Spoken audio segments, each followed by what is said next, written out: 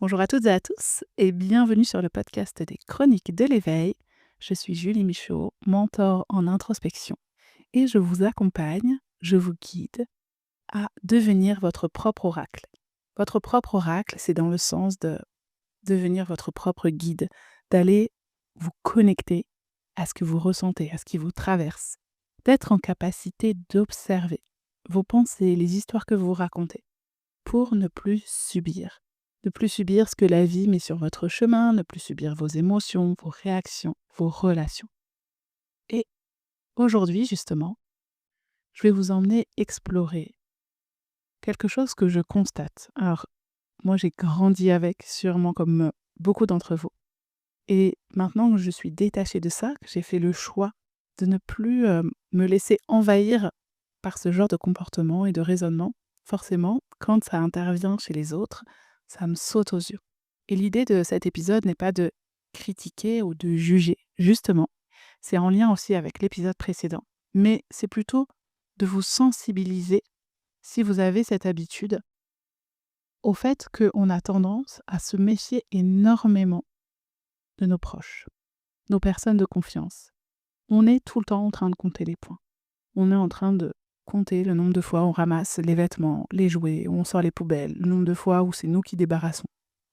On va chercher à interpréter, on va se raconter des histoires par rapport à ce que euh, notre ami nous a dit lors de ce dîner, à ce que notre mère nous a fait comprendre au téléphone, ou ce que l'on croit qu'elle a essayé de nous faire comprendre. On va tout le temps chercher. Mais qu'est-ce que l'autre a voulu dire? Pourquoi il a voulu m'attaquer? Pourquoi il a dit ça? On ramène tout à nous. On prend les choses trop personnellement. Et parce que biologiquement, c'est normal en fait d'être toujours en vigilance par rapport à notre système de survie parce que notre cerveau, il est constitué d'une telle façon qu'il veut voir le danger. Et donc s'il pense à un moment donné qu'il y a un danger, il va mettre le focus sur toutes les preuves rassemblées qui montrent qu'il a raison de se méfier de cette personne, de cette situation, de ce lieu. Et c'est ce qui nous permet de nous maintenir en vie. Mais parfois, ça part trop loin parce que on a vécu un trauma, on a entendu des choses, on a certaines croyances et on va se méfier là où il n'y a pas lieu de se méfier. Et en fait, je voudrais vraiment que vous ayez juste ça à l'esprit, cette question de est-ce que c'est normal que je sois tout le temps en vigilance, tout le temps à mettre le focus sur ce que mon partenaire, mon amoureux, mon amoureuse fait ou dit? Ou est-ce que je peux justement me dire que nous sommes partenaires, donc que l'autre n'est pas censé avoir de mauvaises intentions envers moi et que peut-être que ce qu'il fait ou ce qu'il dit, c'est maladroit, ça lui appartient, c'est en lien avec son humeur. Et en fait, quand vous arrêtez de compter les points, quand vous arrêtez de croire que vos enfants ne font pas les choses parce qu'eux, ils sont énervés contre vous, et que vous comprenez que c'est peut-être parce que ce sont simplement des enfants, parce qu'ils n'ont pas cette conscience d'adulte, quand vous arrêtez de vous prendre la tête et justement de compter qui fait quoi dans votre couple, et que vous prenez des initiatives. C'est-à-dire que dans votre couple, avec vos amis, avec les gens que vous aimez, au lieu d'attendre que les autres vous donnent des nouvelles parce que vous êtes la dernière personne à, à avoir pris le temps de prendre de leurs nouvelles, eh bien, envoyez ce texto, appelez. Si vous avez fait le choix de vous engager dans une association, un club, euh, n'importe quelle structure pour défendre une cause, monter un projet, arrêtez de croire que les gens veulent forcément ramener tout à eux. Effectivement, ça existe. Mais si tout le monde est tourné vers le même chemin, si l'objectif, c'est par exemple de trouver des fonds, de défendre un dossier, mettez votre énergie sur l'action nécessaire et appropriée. Arrêtez d'analyser si l'autre fait ça par intérêt, vous manipule, parce que vous pouvez partir dans des délires, inventer des histoires et passer à côté de ce qui vous anime, de vos valeurs, du moteur, de ce qui a fait que vous vous êtes engagé dans cette cause, dans cette association. De la même façon, dans le milieu professionnel, si vous êtes constamment en train de vous méfier de vos collègues, de votre direction, etc., et que vous voyez que ça, eh bien forcément, vous allez être mal. Encore une fois, bien sûr qu'il existe des personnes malveillantes. Mais là, je parle de personnes avec qui vous vous entendez bien. Pas forcément des personnes avec qui vous avez envie de vous marier.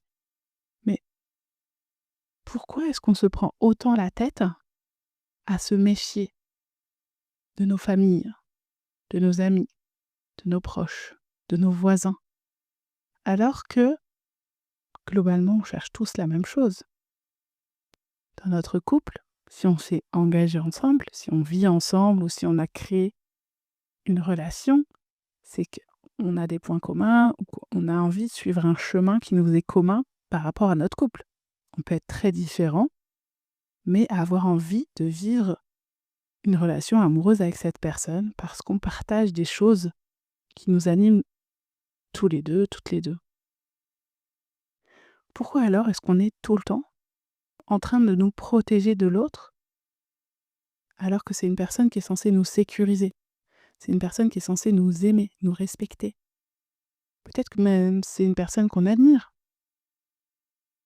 Et nous, on passe notre temps à aller voir en quoi elle pourrait nous trahir, en quoi la situation est injuste, parce que j'en fais plus que lui, parce qu'elle est plus reconnue que moi, parce que les autres ont la valorisé plus que moi. Et le fait d'observer ça, ça vient encore une fois nous montrer, je dis toujours, allons observer, allons explorer l'expérience derrière l'expérience. Derrière cette peur de l'autre, cette méfiance. Si on explore le sujet qui est concerné, eh bien on va se rendre compte que ça peut être, si j'ai l'impression dans le cadre professionnel, qu'on va toujours valoriser les autres et que ça me fait souffrir.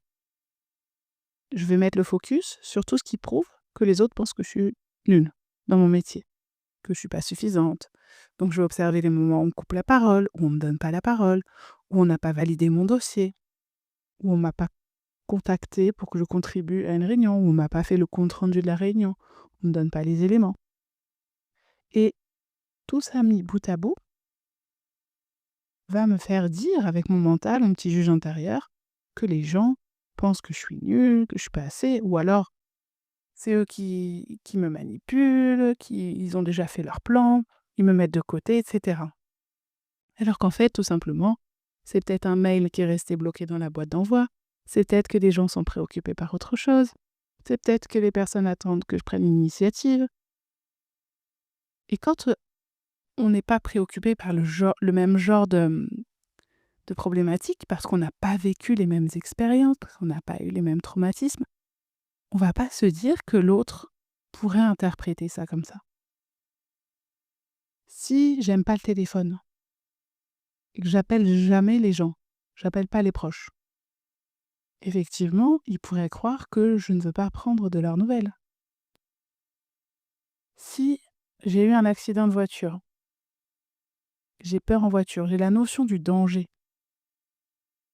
mais que mon conjoint adore la vitesse, adore prendre des risques. Il ne va jamais comprendre que moi j'ai peur quand je suis assise à côté de lui, parce que lui n'a pas ressenti dans son corps à quel point c'est douloureux d'avoir un accident. Même si il a conscience qu'un accident est possible, la conscience du danger n'est pas la même. Et forcément, notre corps, il se protège parce qu'il n'a pas envie de souffrir de nouveau, de souffrir de trop ou de mourir. Et c'est comme ça qu'on va se dire, mais l'autre fait exprès de conduire très très vite alors qu'il sait très bien que j'ai peur. Mais non, en fait, c'est juste qu'il s'en rend pas compte. L'autre fait exprès de laisser traîner ses affaires. Non, c'est juste que c'est depuis qu'il est né, il est comme ça. C'est dans son comportement. L'autre ne m'aime pas parce qu'il a pas pris de mes nouvelles. Non, c'est juste qu'en ce moment, il est en train de gérer plein de choses et que, c'est pas parce qu'il t'envoie pas de message qu'il pense pas à toi. Et en fait, il y a plein de moments comme ça où on va prendre les choses personnellement, alors que la personne en face, peut-être qu'elle va pas bien. Peut-être qu'elle garde tout pour elle, peut-être qu'elle a une très très grosse souffrance physique, peut-être qu'elle est très stressée parce qu'elle traverse quelque chose dans sa vie personnelle, intime, ou un de ses proches traverse quelque chose de difficile, qu'elle ne veut rien laisser paraître, mais qu'elle est à fleur de peau. Si je prends Si ça arrive à, ma sœur par exemple, quelqu'un de proche, une amie très proche, et que je prends ça contre moi, je me dis: «Elle m'appelle jamais, quand je la vois, elle est désagréable, elle dit non à tout ce que je lui propose». Je vais monter la tête et je vais me dire: «Elle est contre moi. Elle ne m'aime pas, elle m'apprécie pas pour ce que je suis», et là, ça va commencer. Je vais me raconter un tas d'histoires, je vais aller chercher toutes les fois dans notre vie où c'est moi qui étais présente pour elle et pas elle, et cetera. Alors qu'en réalité, elle est peut-être en train de traverser quelque chose de très difficile dans son couple, au niveau de sa santé, au niveau, de sa relation avec ses enfants, ça touche peut-être ses enfants, dans son travail. Peut-être qu'elle n'ose pas en parler, peut-être qu'elle a honte, peut-être qu'elle a peur, que les autres s'inquiètent pour elle, donc elle garde tout pour elle. Et au lieu d'être l'amie ou la sœur que je pourrais être pour elle et de la soutenir, eh bien, je vais me monter la tête contre elle. Donc la relation va être, dans l'indifférence, voire dans la méfiance, la vigilance, et le lien, petit à petit, va s'effacer.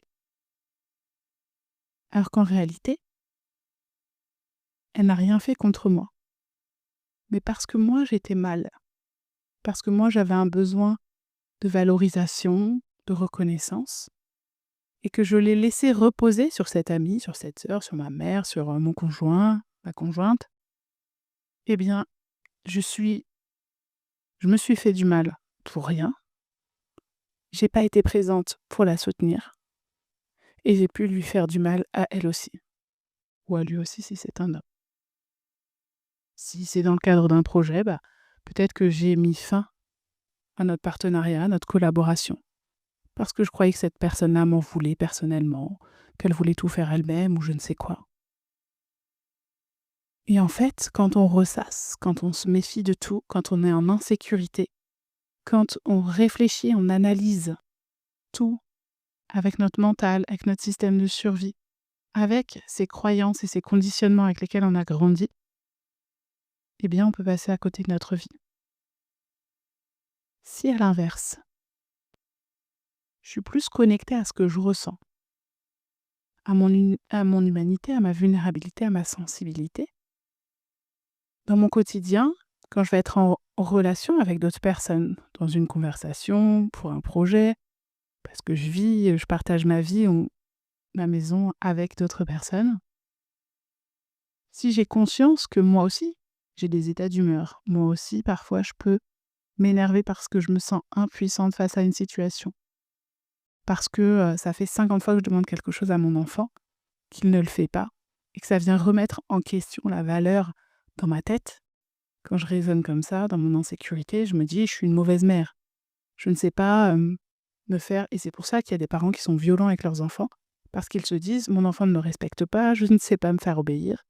Donc ils savent plus quoi faire et ils se transforment en animal primitif. Ils vont taper, ils vont dire des choses, qui ne sont pas du tout adéquates et sécurisantes pour l'enfant, qui peuvent relever de quelque chose de complètement, violent et inadapté. Et encore une fois, le but, c'est pas de condamner qui que ce soit ou de juger, c'est d'expliquer, de comprendre ce qui se joue. Parce que je suis parent, maman, belle-maman, et que moi aussi je pète les plombs dans certaines situations, je me rends compte que le problème, c'est moi. C'est ce que ça vient dire de moi. Ça, c'est les principes que j'ai, que ça vient bousculer. Et quand je me mets à la hauteur de mes enfants, quand je me mets à la hauteur de ce qui est en train de traverser, mon amoureux, avec qui je vis depuis 10 ans, et que je comprends qu'en fait leur humeur, leur état émotionnel est lié à ce qu'ils sont en train de vivre à titre personnel. Trop de fatigue, trop de stress, une douleur, une inquiétude, une date anniversaire, pas cool, une fatigue, un, un changement d'environnement, un événement. un bouleversement, trop d'émotions d'un coup, bien je me rends compte que leur colère, leur tristesse, le fait qu'ils soient peut-être un peu moins proches ou un peu moins présents, n'est pas forcément en lien avec moi. Même si ils vont déverser leur colère ou leur frustration sur moi, c'est que justement ils le font parce que je suis leur personne de confiance et ils savent qu'ils peuvent se permettre d'être eux-mêmes avec moi. Et en fait, quand je me mets dans la posture de «je suis ta personne de confiance», j'accueille l'idée que tu puisses être en colère, bouleversé, et cetera. Par contre, je ne prends pas ta colère, je ne prends pas tes reproches, je ne vais pas me remettre en question, je ne vais pas me culpabiliser par rapport à tout ce que tu portes.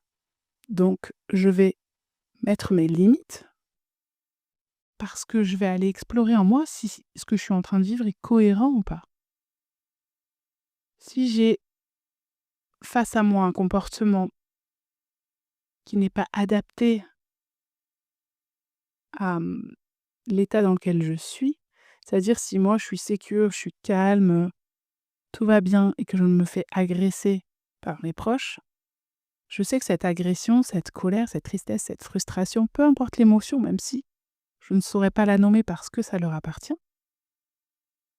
même si ça vient me toucher, parce que forcément nos systèmes nerveux se dérégulent et co-régulent, donc si la personne en face de moi, elle est stressée, elle est triste, et que c'est quelqu'un pour qui j'ai de l'amour ou de l'affection, ça vient me toucher de la voir en souffrance.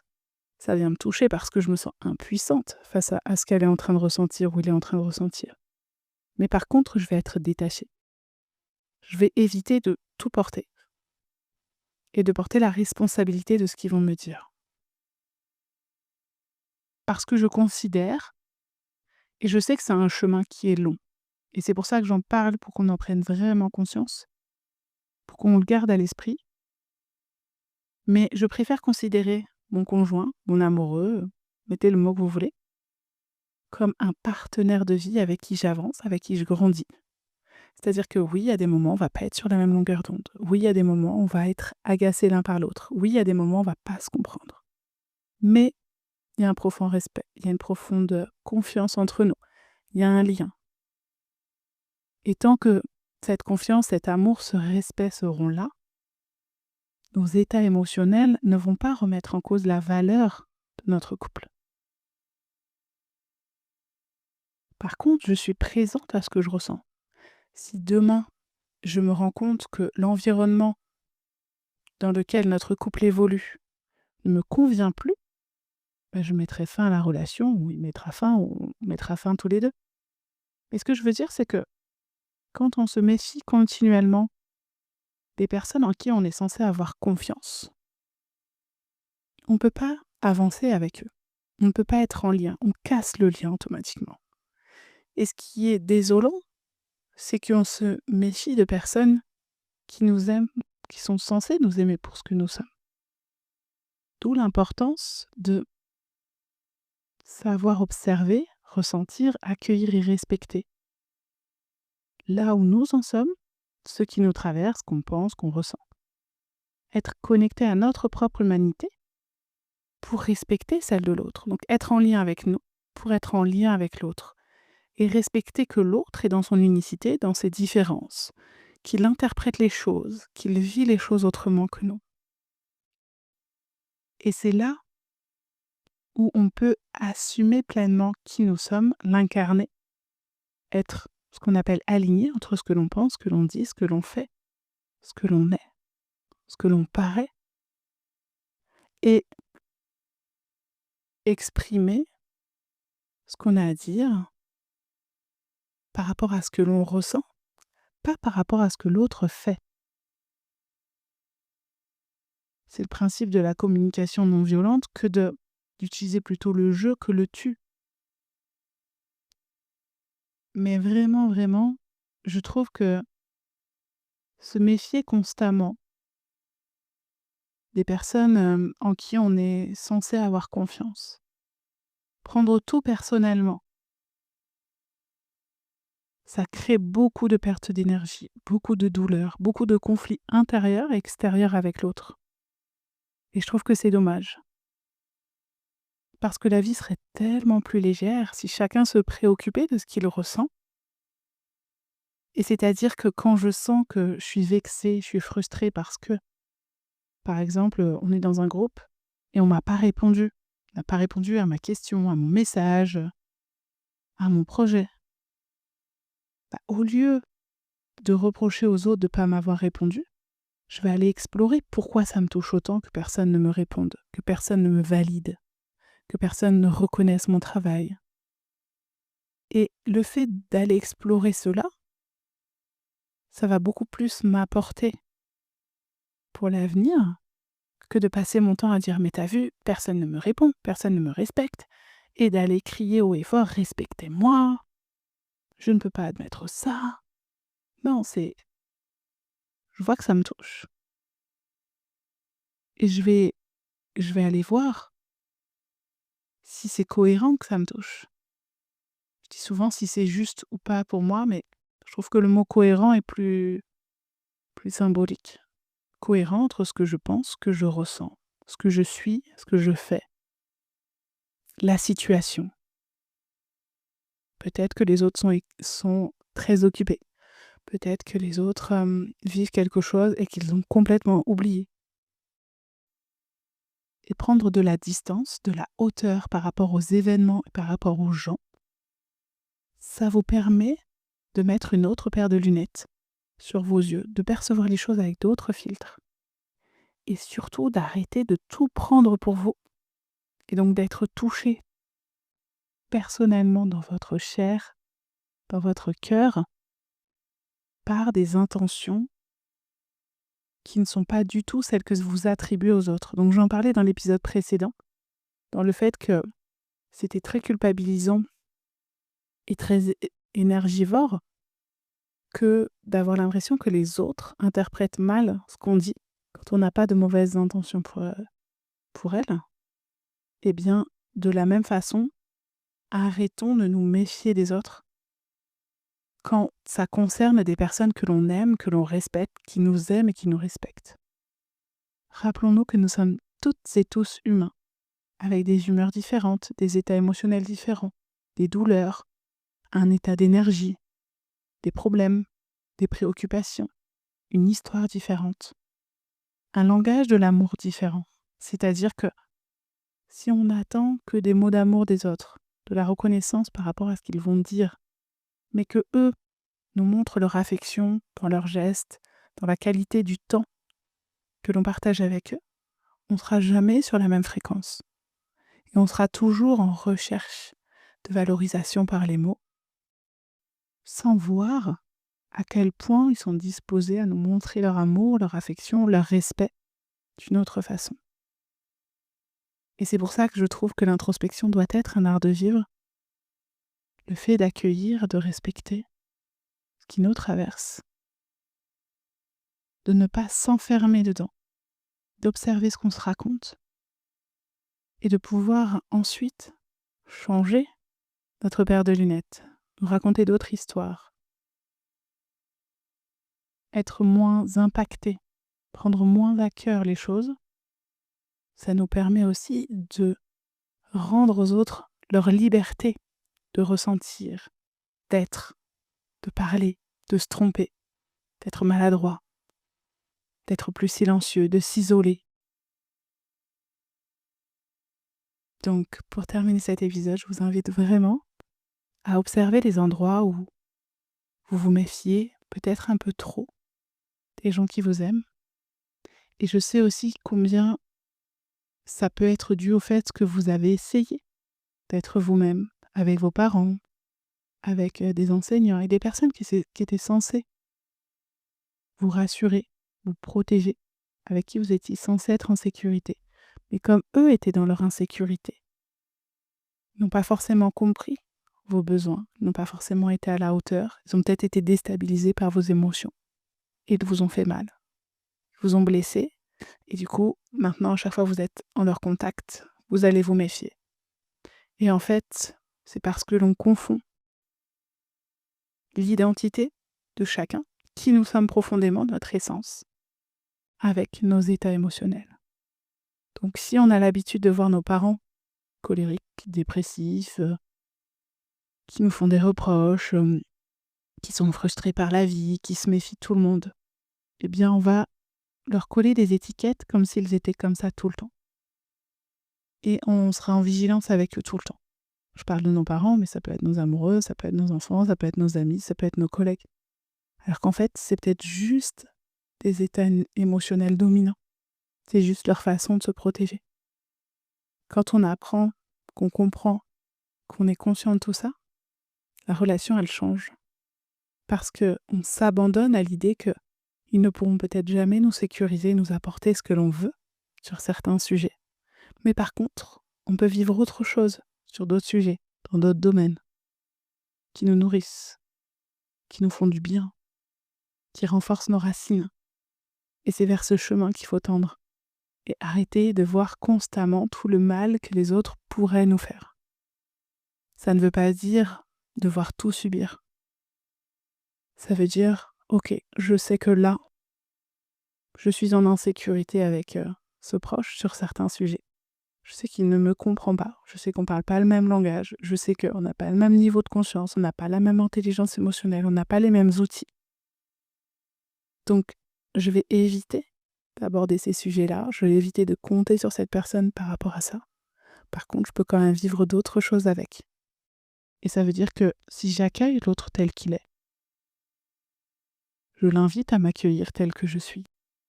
Et que si il ne sait pas ou elle ne sait pas le faire, soit je lui exprime ce que je ressens, ce que ça me fait, soit vraiment, si ça va trop loin et c'est trop pesant pour moi, eh bien je coupe le lien. Mais je ne peux pas vivre dans mon quotidien en étant constamment en vigilance, constamment en train de me méfier des gens avec qui je suis censée me sentir bien. Si c'est le cas, je vous invite à me contacter pour qu'on puisse explorer ça ensemble. Pourquoi est-ce que vous êtes autant stressé, vous vous méfiez autant? Vous ne pouvez pas vous abandonner à vous sentir en sécurité avec vos proches. Je vous mets tous les liens en légende de cet épisode.